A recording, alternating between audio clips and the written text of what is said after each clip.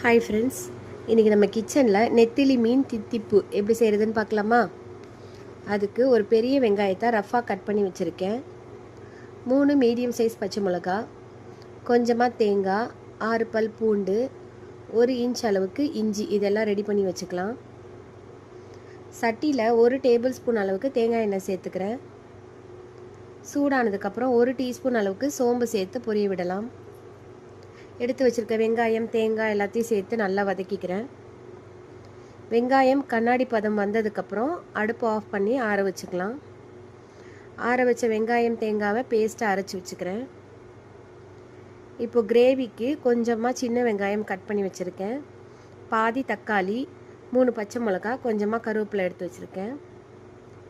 ஒரு மண் சட்டியில் 3 டேபிள் ஸ்பூன் அளவுக்கு தேங்காய் எண்ணெய் சேர்த்துக்கிறேன்.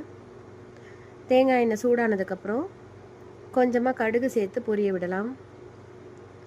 வெட்டி வச்ச வெங்காயம், கருவேப்பிலை சேர்த்து வதக்கிக்கிறேன். வெங்காயம் லைட்டாக வதங்கினா போதும். தக்காளி, பச்சை மிளகாவும் சேர்த்துக்கலாம்.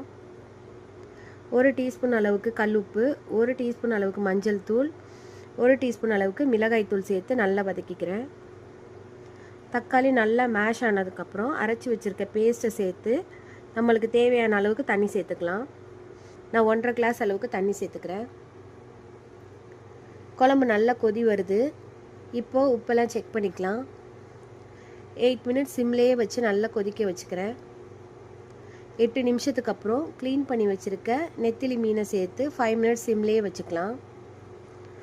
இப்போது நம்மளோட டேஸ்டியான நெத்திலி மீன் தித்திப்பு ரெடி ஆயிடுச்சு. சாப்பிட்டு என்ஜாய் பண்ணலாம்.